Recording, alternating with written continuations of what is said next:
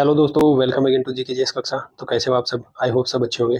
तो दोस्तों, काफ़ी लोगों को कन्फ्यूजन है कि आईबीएसई का जो पेपर हुआ है, ठीक है, उसकी रो स्कोर कट ऑफ कितनी है और नॉर्मलाइज कट ऑफ कितनी है। क्योंकि काफ़ी लोग वीडियो बना रहे हैं और लोग कन्फ्यूज भी है कि कितनी कट ऑफ रहेगी रो स्कोर के अकॉर्डिंग और नॉर्मलाइजेशन के बाद कितनी कट ऑफ रहेगी। ठीक है, तो एक ही वीडियो में हम दोनों की कट ऑफ की कंपेरिजन करेंगे। ठीक है दोस्तों।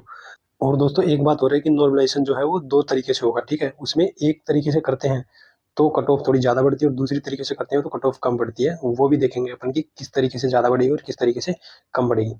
तो दोस्तों, बिना किसी देरी की वीडियो शुरू करते हैं। चलिए सबसे पहले देखते हैं रो स्कोर कट ऑफ कितनी रहने वाली है। तो दोस्तों, इसका एनालिसिस का वीडियो मैंने बना रखा है। पहले आप एनालिसिस का वीडियो देखना है। पेपर बेस्ड एनालिसिस का वीडियो मैंने बना रखा है आईबी का। ठीक है, उसमें सेक्शन वाइज मैंने एनालिसिस करके बताया कि इतने क्वेश्चन ईजी थे तो इतनी कट ऑफ रहने वाली है सब कैटेगरी वाइज। ठीक है, तो उसको देखना है तो डिस्क्रिप्शन में लिंक मिलेगा, वहाँ से आप देख सकते हो। ठीक है, बाकी इसमें फटाफट कट ऑफ की बात करते हैं कि कितनी कट ऑफ रहेगी रो स्कोर के अकॉर्डिंग। ठीक है, चलिए सबसे पहले यूआर की मैंने जो कट ऑफ बताई है रो स्कोर के अकॉर्डिंग, वो है 54 to 56। ठीक है, इतनी यूआर के रो स्कोर के अकॉर्डिंग कट ऑफ रहेगी। ठीक है, ईडब्ल्यूएस की रहेगी 52 to 54। ईडब्ल्यूएस की कट ऑफ जो रहने वाली है वो कितनी रहने वाली है? 52 to 54। ठीक है, और जो ओबीसी की रहने वाली है वो रहने वाली है 50 to 52। ठीक है, ये रो स्कोर कट ऑफ है दोस्तों। ठीक है, पहले मैं बता दूं आपको। और जो एससी की रहने वाली है, एससी की रहने वाली है 43 to 45। ठीक है, एसटी की रहने वाली है दोस्तों 38 to 40। अब देखते हैं दोस्तों नॉर्मलाइजेशन के बाद कट ऑफ कितनी रहने वाली है। ठीक है, तो ये कट ऑफ बताने से पहले मैं आपको एक चीज़ क्लियर कर देता हूँ कि देखो, जो टफेस्ट शिफ्ट थी उसका जो एवरेज था 44.5, 44 मान लेते हैं अपन। ठीक है, और जो ईजीएस्ट शिफ्ट थी उसका था 51 पॉइंट कुछ। ठीक है, तो अगर अपन ये देखें कि अब दो तरीके से नॉर्मलाइजेशन कर सकते हैं, ये मीडियम शिफ्ट मान लेते हैं यहाँ पे। ठीक है, अब यहाँ से अगर शिफ्ट करके इसके अकॉर्डिंग नॉर्मलाइजेशन करते हैं, ठीक है, तो यहाँ +6 से +7 मार्क्स होने के चांसेस हैं। अगर टफ शिफ्ट में आपका एग्जाम टफ शिफ्ट में हो और आपके 44 वाली एवरेज शिफ्ट में है, ठीक है, और आपके 55 मार्क्स आ रहे हैं, तो यहाँ से अगर जब वो नॉर्मलाइज करेंगे ना, तो आपको इतने मार्क्स एक्स्ट्रा देंगे तो 55 से 60 के प्लस हो जाएगा आपका स्कोर। ठीक है, और अगर वो दूसरी तरीके से नॉर्मलाइज करें, ठीक है, यहाँ पे अगर आपका टफेस्ट शिफ्ट में एग्जाम है और आपके 53 मार्क्स आ रहे हैं, ठीक है, तो अगर मीडियम लेवल पे लाना होगा उनको, ठीक है, तो इसमें क्या होगा कि +3 से +4 मार्क्स बढ़ने के चांसेस है। अगर आपके 53 होंगे तो वो 56 हो जाएंगे। ठीक है, 57 हो जाएंगे। ये दो तरीके से नॉर्मलाइजेशन होगा। और अगर इसको भी मीडियम शिफ्ट में लाएंगे फिर वो, ठीक है, दूसरे तरीके से करेंगे तो इनके 3 से 4 मार्क्स कम होने के चांसेस है। ठीक है, जिनका ईजीएस्ट शिफ्ट में था, अगर मान लो इनका 61 स्कोर बन रहा है, ठीक है, 61 बन रहा तो इसमें से 3-4 कम हो जाएंगे। ठीक है, और वो कितना हो जाएगा? 57, 56 के आसपास हो जाएगा, 58 के आसपास। ठीक है, तो दोस्तों ये दो तरीके से नॉर्मलाइजेशन हो सकता है। अब इसके अकॉर्डिंग जब अपन 6 से 7 मार्क्स बढ़ा रहे हैं तो ऑब्वियसली कट ऑफ थोड़ी ज़्यादा बढ़ेगी नॉर्मलाइजेशन के बाद।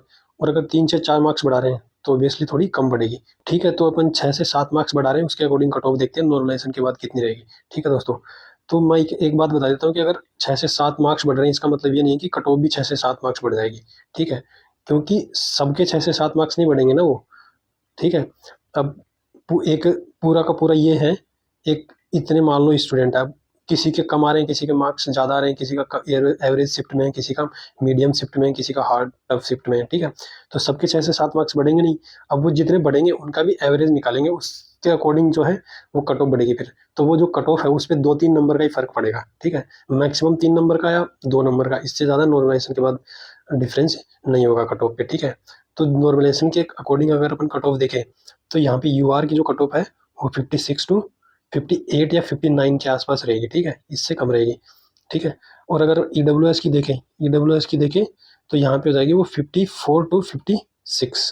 ठीक है, और जो ओबीसी की है, ठीक है, ओबीसी की जो कट ऑफ हो जाएगी वो हो जाएगी 52 to 55, 54, 55 मान लो, 54 मान लो, उसके आसपास। ठीक है, मैं यहाँ पे +-2 करके नहीं बता रहा, इसलिए क्योंकि 3 नंबर का ही गैप बता रहा हूँ। +-2 करते हैं तो फिर 4-5 नंबर का गैप हो जाता है।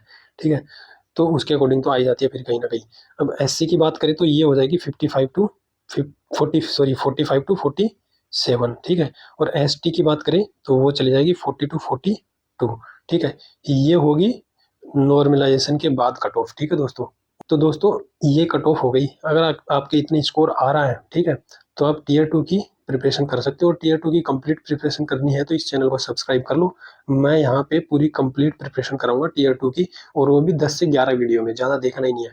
ऐसे लिखवाऊंगा बढ़िया से, ठीक है। आपको ऐसे का कंटेंट डेवलप करना सिखाऊंगा, क्योंकि मैंने यूपीएससी का मेंस लिखा है, तो मुझे ऐसे लिखना ठीक से आता है। और ठीक है, ऐसे में मेरे काफ़ी अच्छे मार्क्स हैं। और उसके बाद लॉन्ग आंसर्स भी लिखना सिखाऊंगा, ठीक है। क्योंकि ये जो है यहाँ पे 50 मार्क्स का है मेंस जो है टियर 2, ठीक है। तो काफ़ी मैटर करता है। उसके बाद ही इंटरव्यू होगा जो क्लियर करेगा। तो अगर टियर 2 की कंप्लीट प्रिपरेशन करनी है तो इस चैनल को सब्सक्राइब कर लो, ठीक है। और नोटिफिकेशन ऑन कर लो ताकि वीडियो टाइम पे मिल सके। बस आज के लिए इतना ही, मिलते हैं नेक्स्ट वीडियो में। तब तक के लिए थैंक यू। व्यस्त रहो, मस्त रहो और पढ़ते रहो।